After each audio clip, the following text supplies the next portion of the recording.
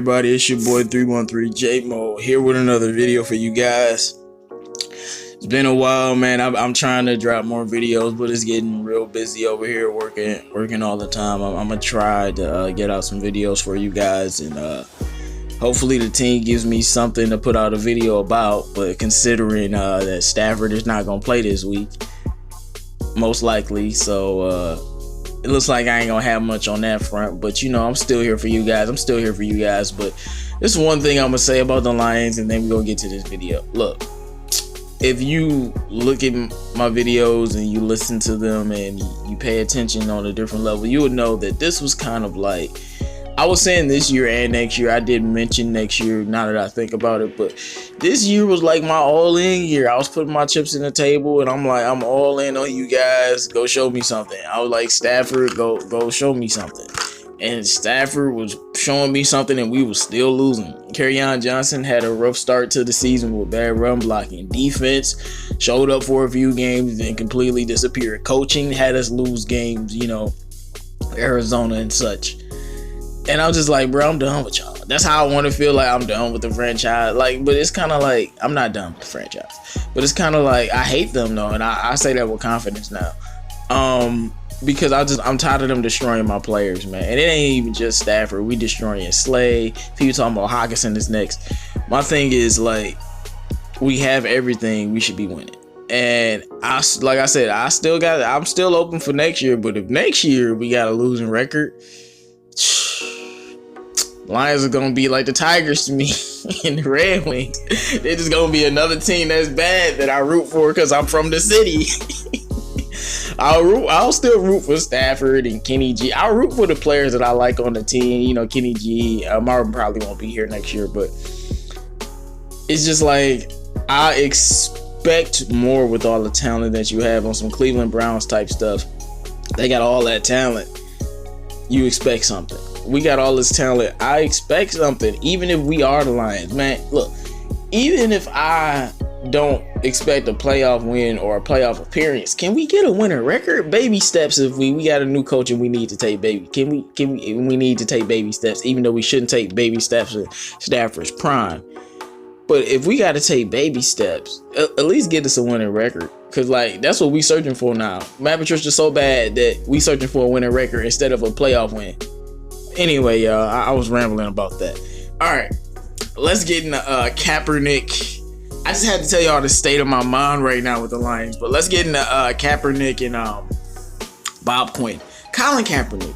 Do I want Colin Kaepernick? Now, if you know me or you know anything about me or you heard any of my videos when all of this stuff was going on, I am a very, very, very big supporter of Colin Kaepernick.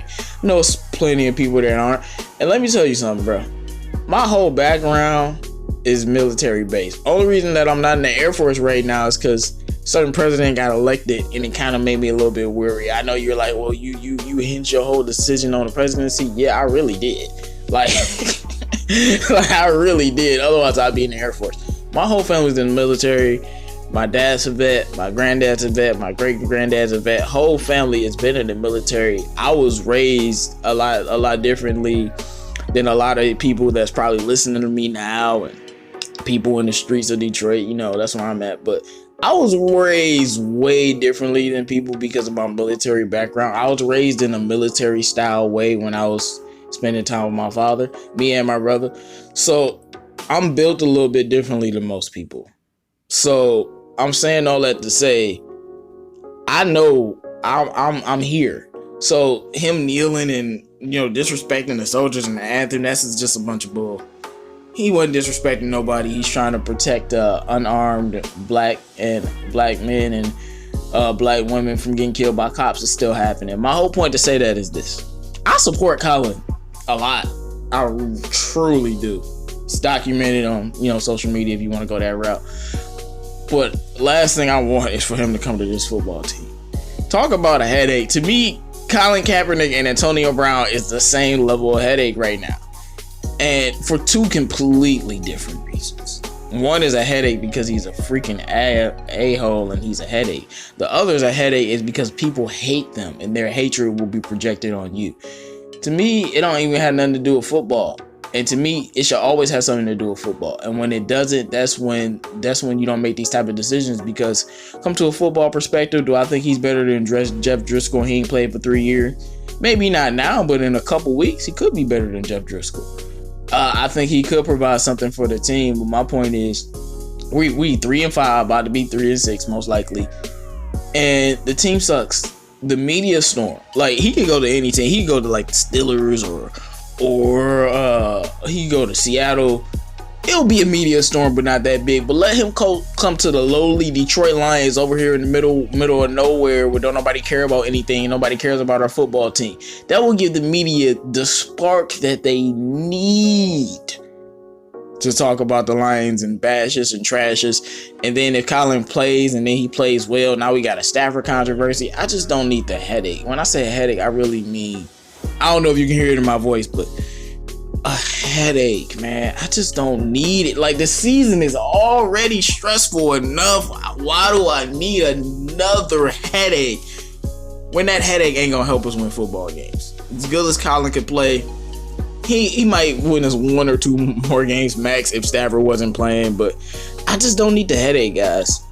I just don't need the headache. And to me, when I have to say it's not about football, then to me that's alarming, because you know me, I always talk about football, look at it from a football perspective. But on the field, it could work because Darrell Bevell could fit him into his system. But that off the field stuff is just too many issues for us, and we don't need a backup quarterback that bad in the middle of the season.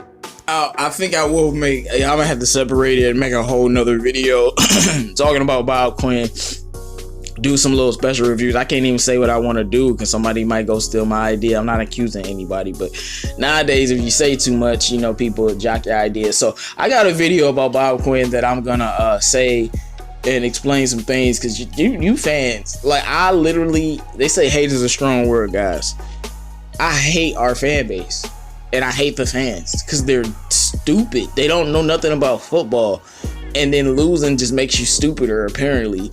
I didn't know that was a thing, but I'm in this fan base. They're dumb. They don't know nothing about football, because I remember when I was like, don't question Bob Quinn and Matt Patricia because they got championships. You don't know nothing about no winning. Shut up, sit in the corner. They got championships. Yeah, I'm right. But man, because when these fans are bashing Bob Quinn, like, he's been here for 4 years and he needs to go, and he's done this and he's done that. Look. Lou G always loves to bring up Ozzie Newsome. Let's talk about Ozzie Newsome. You want to know a fun fact?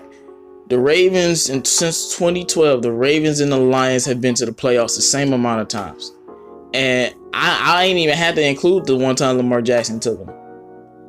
So, I mean, if we include that one time Lamar Jackson took them, they've been there twice. But we don't include Lamar Jackson. They've been to the playoffs one time in 8 years. Been 8-8 every year with a great GM. That I'm just saying that to let you know, a good GM doesn't equate to winning all the time. Your job is to put the pieces in the position of power to do what they're supposed to do. Now, getting rid of Matt Patricia, that's on you, Bob Quinn.